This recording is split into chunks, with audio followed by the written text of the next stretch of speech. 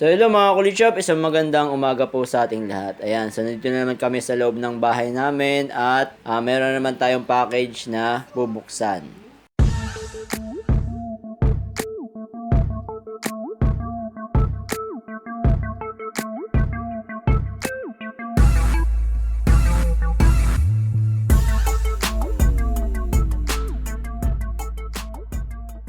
Alright, so dahil nga po lagi akong bumibili ng stand pag nagkakaroon tayo ng panibagong bike para nga maitayo natin ng maayos. At ayun nga, dahil nga wala tantong bike na to, nakakalang lang yung aming bangkito, no, para hindi matumba yung bike. Alright, so ang ginawa ko ngayon, bumili ngayon tayo ng bike stand na, no, yung pinagtatayuan ng mga bike para if ever na may banibago tayong bike, hindi tayo bili ng stand tulad nito. Ayan, yung tulad niyan, hindi tayo bili ng bili kasi kada bike na binibili ko na walang stand para magamit din pagka nagko-condition tayo ng mga bike. Bumili ako ng ito yung bike stand na 2-in-1 or 3-in-1 yata itong bike stand na to. Check natin guys kung ano yung itsura ng package na to. Bumili ko to sa Lazada from Beauty Box. Ayan, sa halagang 263 pesos, free shipping. So yung ibang ganito mas mababa yung halaga, parang mga nasa 255, pero yung mga shipping fee nila is umaabot ng mga 100 plus, 97, ayan. So ito, free shipping siya. So buksan natin at i-unbox natin at i-assemble natin yung bike stand na nabili natin. So mabilis naman dumating itong package na to at ayan, naka-bubble wrap pa nga. Binuksan ko na para nung dumating yung package kasi may pasok ako kaya hindi ko siya na-check kung kumpleto, no? Kaya binuksan ko muna para ma-check kung kumpleto kasi baka hindi siya kumpleto, hindi ko siya maibalik. Okay, so ito yung box. Ito yung laman niya. Ayan. So i-try nating i-assemble. So ito yung pinakapaa niya. Dalawa siya na mayroong rubber boots. Yan, para hindi pumusod yung bike stand natin. So may mga plastic pa siya. Ang gagawin ko dito, hindi ko tatanggalin yung plastic para protected from gas-gas yung ating bike stand, ano. Ito kasi medyo parang bakal na manipis lang. Pag nagasgas, nagkinakalawang. So, ito yung mga parts niya. Ito yung pinaka sinusuotan ng gulong. Ayan. Then may kasama siyang mga tools. Ayan. So good thing may kasama siyang mga tools. And then ito yung sinasabitan ng bike. So tingnan natin kung paano natin bubuuin to guys, no. So yung first step natin guys, kuhanin natin tong dalawang tube na maiksi. Kuhanin natin yan and then yung rubber boots, salpak natin doon sa banda sa dalawang gilid. Ganyan siya. So mamaya na natin siya i-align, no. Yan. And then hanapin naman natin tong parang letter S. Okay, eto. Dalawa yan. So yung main clip na ganito, dito siya sa taas. And then meron siyang rod na ganito, i-connect natin yung dalawang letter S gamit itong mas mahabang screw or bolt. So suot lang natin dito. Then ito yung spacer. Tapos suot naman natin tong kabila. So ganun yung magiging itsura niya. Then lock natin siya ng at niya. Okay. Pagpantayin lang natin para maganda yung lapat.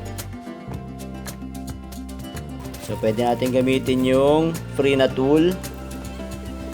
Okay, so yan, dapat ganyan yung magiging itsura niya. And then gamit naman yung dalawang mas maliit na screw. So isusuot natin dito sa isang part nito, ilalim. Ayan. So dahil yung butas dito sa kabila guys is pa-diagonal, i-adjust natin ngayon itong ating boots pa-diagonal. Then salpak natin dito sa butas ng pa-letter S. Ayan. Then lock natin ng nut. Okay, so ganyan siya. So adjust nyo na lang tong mga rubber boots kung hindi siya lapat sa sahig. And then ito namang nasa dulo, sasalpak naman natin siya dito sa dulo niya. Yan. Meron yan lagayan ng screw dito. So ang gagawin natin, susuot natin na pa ganito. Yan. Then gamit yung screw. Yan.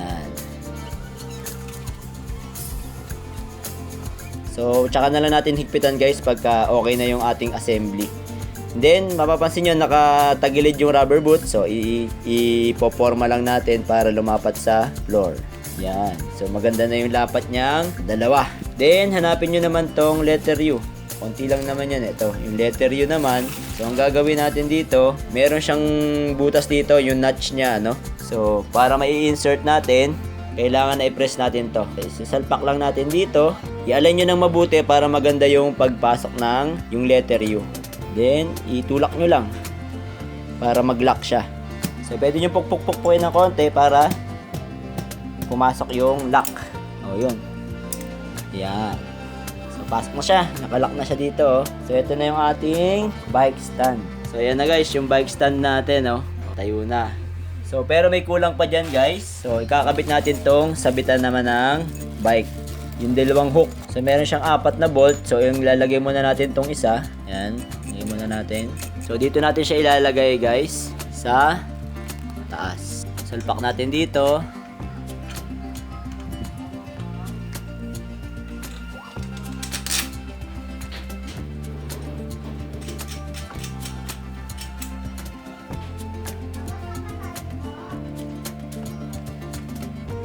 So, ayan. Yan dapat ang hook niya nasa loob. Ayan, sa loob siya. So, para pag sinabit natin yung bike, ayan. So, ganyan yung magiging forma niya pag nag-stand tayo. So, para pag ginamit natin siya, chinek natin, piniikot natin yung bike na ganito. So, naka-stand ngayon siya.